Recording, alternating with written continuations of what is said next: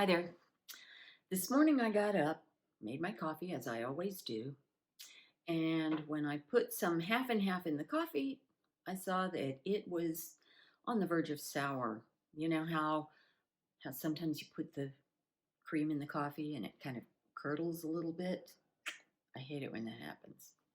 Well, I'm not going to use that in coffee anymore. I had a really hard time getting that down, even though it wasn't so bad that I could really taste a sourness. I just had those little lumps in my coffee. Anyway, so what do you do when your milk or half and half or cream even starts to go bad? You could just dump it, but I don't like to waste. So guess what I'm doing? I'm going to make buttermilk biscuits out of somewhat um, old half and half. And I had like a cup and a half of it. So my recipe that I use for buttermilk biscuits calls for 3/4 of a cup of buttermilk. So I'm going to double my recipe because I've got a cup and a half of the soured, slightly soured, half and half. Now, if you love buttermilk biscuits like I do, and I know you do, Anna, um, there are other ways. You don't have to go buy buttermilk. I mean, who uses a whole quart of buttermilk anyway? You could take a cup of regular milk and put like a tablespoon of vinegar or some yogurt in. You want to give it a little bit of a sour taste. It's chemistry, and you know more about that than I do. So we're going to make some biscuits. Oh, by the way, you know that I'm talking about American biscuits, which are a bread, not to be confused by the British biscuit, which is something that over here we would call a cookie. I know British people also have cookies, but I think our term for cookie is broader than the British term for cookie. Biscuits would fall into the category of cookie here, or at least British biscuits. But we're not going to do those. We're doing the bread type. And I know you like these. What's not to love? Let's get started. I almost forgot. Let's go over the ingredients and the things that you're going to need.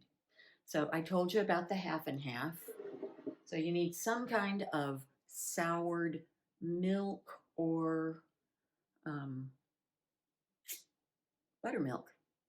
This isn't so sour that it's gross and, you can see big chunks. It's just slightly on the soured side so that it curdles when you mix it with acid. Okay, then we're going to need flour, all-purpose flour, and butter. I'm going to need 10 tablespoons of butter. One stick is 8 tablespoons. So I'm going to need this plus a couple of tablespoons of this. If you're just making one batch, which is what I usually do, you want 5 tablespoons, so it's going to be less than this. You're going to need baking soda, which I empty in here, and baking powder. They're not the same thing. Baking powder contains baking soda, but it has some other things too, and we're going to use both of these. And salt. You're going to also need something to cut your biscuits, and I use this old cutter. You might even remember seeing this from when you were a child. I've had it forever. And a baking sheet. If you don't have a cutter, use a glass or something this is about probably 2.5 inches in diameter. You don't have to butter your baking sheet. Use some kind of sheet pan or pizza pan, anything flat like that. You don't need to butter it, just you need those. And I think that's all you need. You'll also need either something like this. This is I'm not sure what you call this thing, but it's used to break dough into, or break flour and butter into coarse thing. I'll show you how, if you don't have one of these, and I don't think you do, you can use 2 butter knives. And I'll show you how to do that. First thing we're going to do is turn on the oven, and it's a hot oven.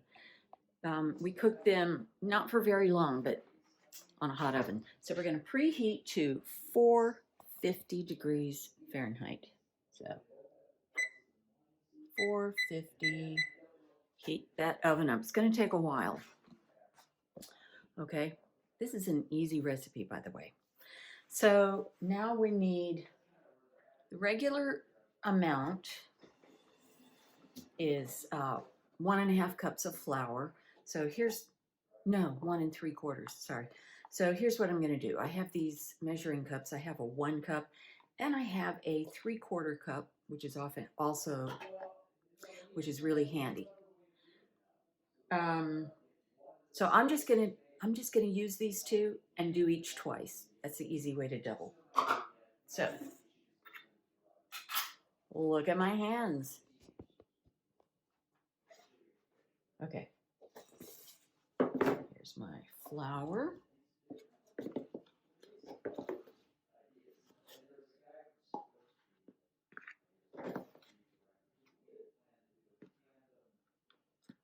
One.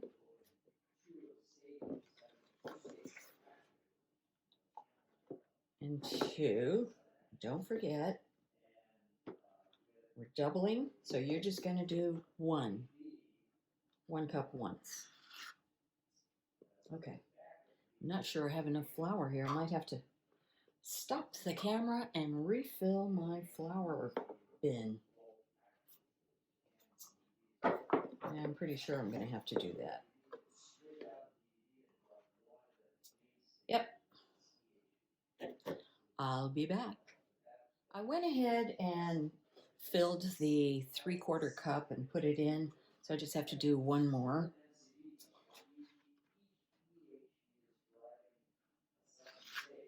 Okay, and then I'm not going to put away the flour yet because I'm going to need a little bit more in a few minutes. So here's my flour. I hope my bowl is big enough. I'm not sure. Now I'm going to put a teaspoon of salt because the recipe calls for a 1/2 teaspoon. I'm going to use a measuring spoon because I so often just don't. So I need 1 teaspoon of salt. Still using my pink salt. Oh, okay. There we go. So that's the salt. And then I need, okay, the recipe calls for 2 teaspoons of baking powder. So I need 4. Okay. 1, 2,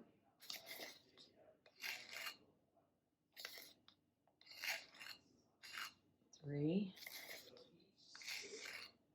4. I'm very likely going to freeze some of these biscuits. Bread freezes really well, so that's not a problem.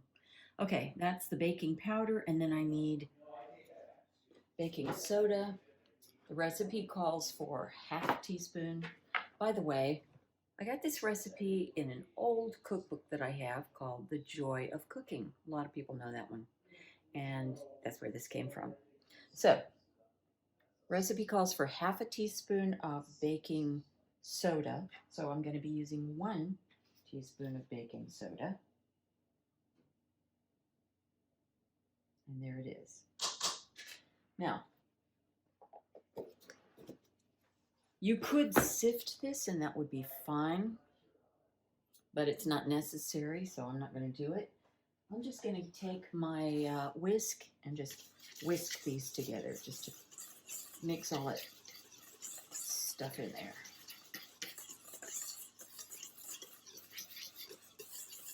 Okay, good enough. Now we need to add the butter. So this is 8. Remember, the regular recipe calls for 5 tablespoons. I'm doubling it, so I need 10. So here's 8. And then I need to get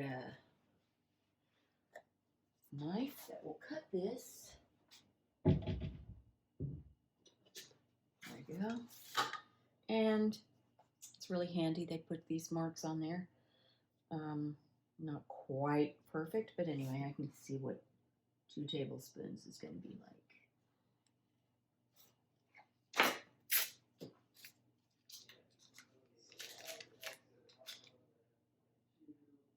There we go. Okay. So first I'll show you the method of 2 butter knives. We want to cut this butter up. So if you just do it like this, you'll be able to cut the butter into chunks. And you just keep doing that. I hope you can see what I'm doing. Maybe I can get a little closer. Maybe I can't get a little closer because then I won't be in the picture. Okay, never mind. Anyway, just keep doing that until you have what looks like crumbs. Okay. You can do it that way. And actually, sometimes I get it started like that. But I have this tool whose name I can't remember. And this is going to make it go faster. So I'm just going to press it and rock it. Press it into the butter. Oh, rock it. Here, let me get closer. Get you closer.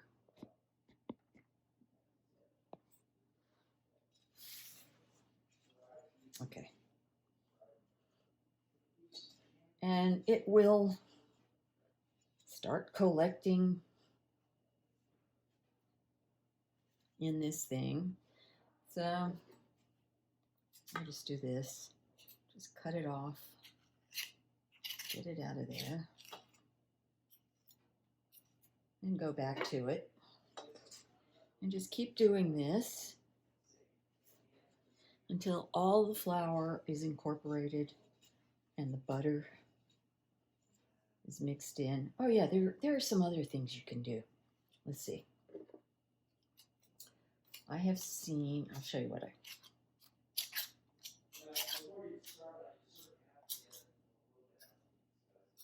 and I'm sure you could do this in a food processor or, you know, some other kind of machine. I've just never done it that way. So here's what I've seen also. You can get your hands in it. You can go in there and kind of mash up those lumps, or you can do this. I've seen people do this.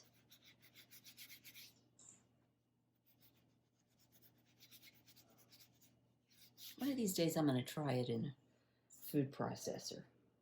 I just want to mash those lumps out and incorporate them in the flour.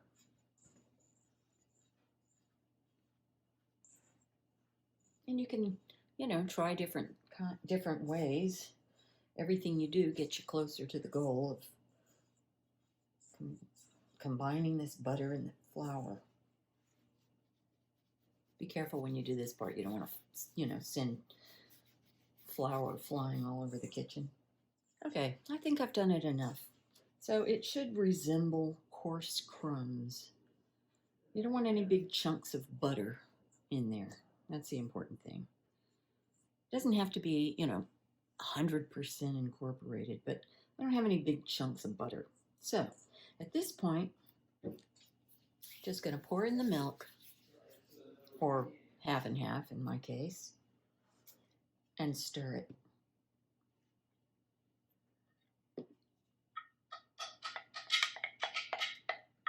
Remember, if you're going to use fresh milk and you're going to put some vinegar in it, put the vinegar in the cup before you measure the milk.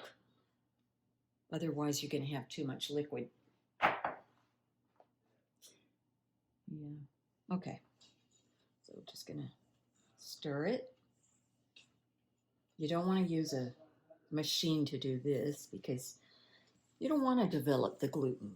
You want this to be nice and smooth, nice and light. Sorry.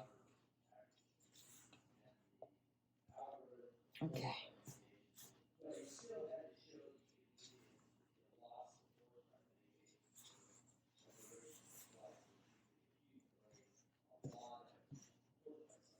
Okay, now we've got a nice dough.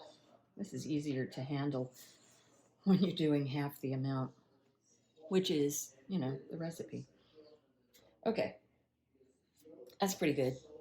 So I'm going to,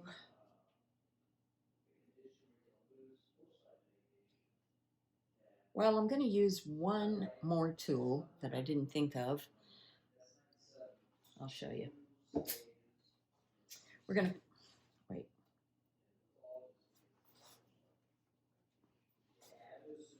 Going to put some flour here on my table.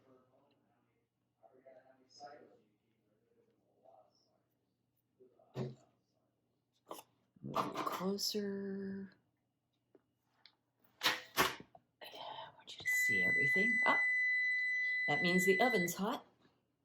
So here's this. And I'm going to just dump that here. It's sticky, but it won't be for long. Okay, so I'm going to use this. It's a dough scraper. You don't have to do this, but it makes it neater. So I'm going to take and flip this over. Maybe I won't use that. I don't know. Flip it over again. This is a very light kneading. You really don't want to knead it a lot, but you want it to be enough so that it'll stick together, not be all crumbly. So just press down, grab a corner, fold it over. And just do that a few times. I think I've done it just about enough. And I didn't actually need this. Okay. Okay, what I do need is a rolling pin. Forgot to mention that.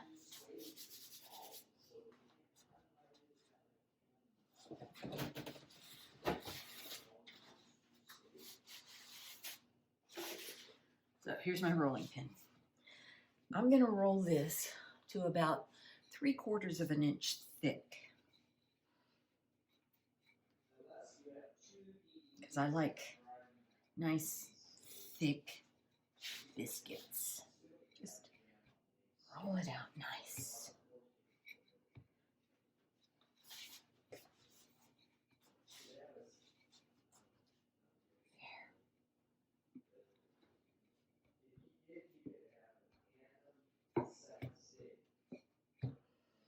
Okay.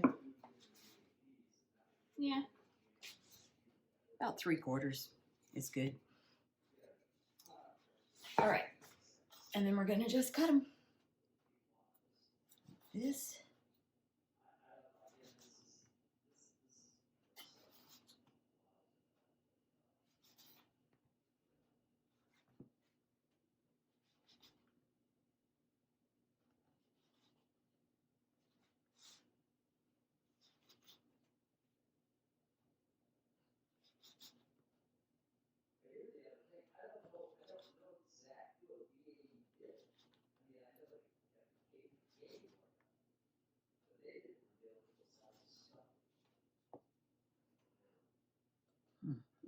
Let's do this. Okay, that's about all I can get out of that first thing. So I'm going to just place them on my baking sheet and I'm going to let them touch because that's fine. They're going to rise, and if they're touching, that'll be fine.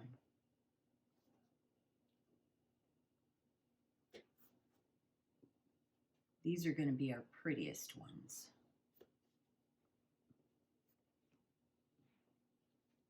That one's sticking a little bit. That's okay.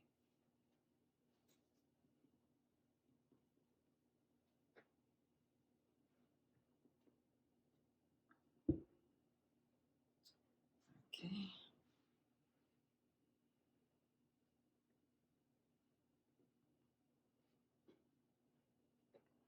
That one's thicker than the others. Oh well.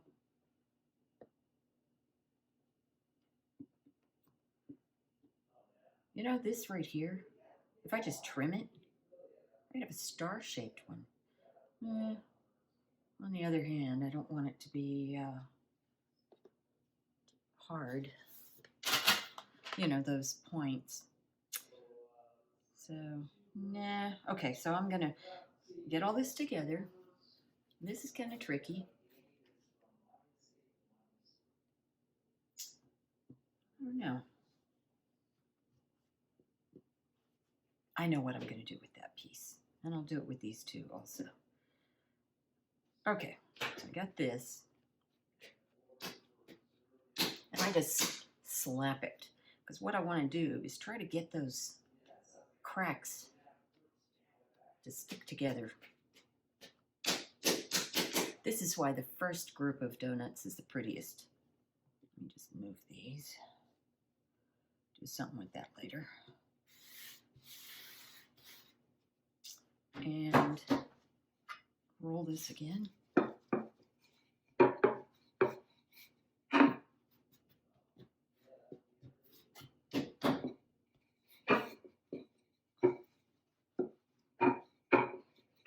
All right. Another one. And another one. These won't be too bad. Okay. Let's do this.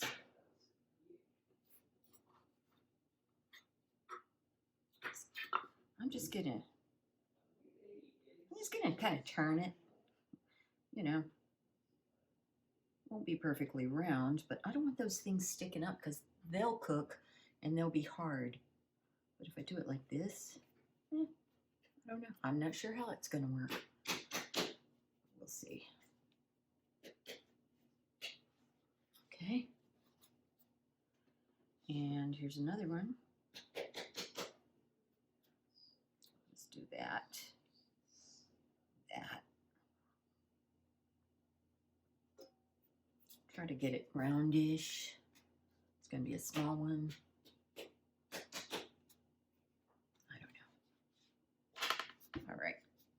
So here we got all of this.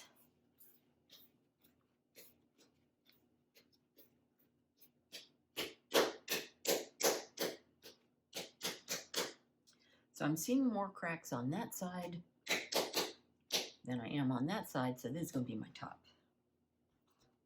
Oh, gotta do this. Maybe I can get two out of it. I think I can. Okay, there's one.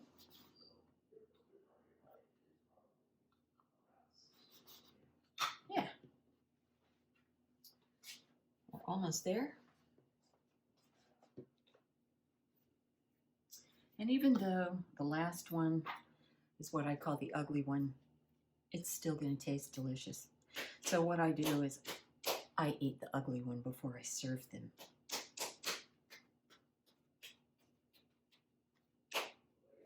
Okay. Spank it.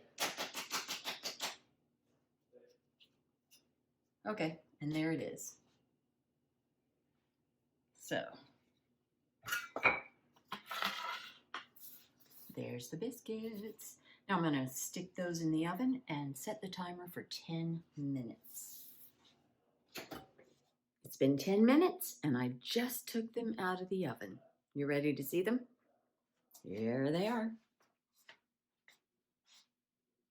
Don't they look delicious? And look, there's the ugly one. But you know what? It's going to taste just as good as the others. So,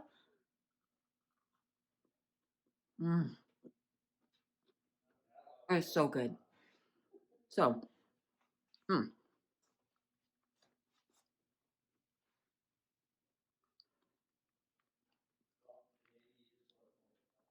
they're absolutely delicious. Just like this, served with a meal or a breakfast. They're often eaten for breakfast. I like to take one, cut it in half, cook an egg, put some cheese on it, Stick that in. That's a great breakfast. Have some fruit on the side or juice. Mmm, that's good. You can put cheese in them.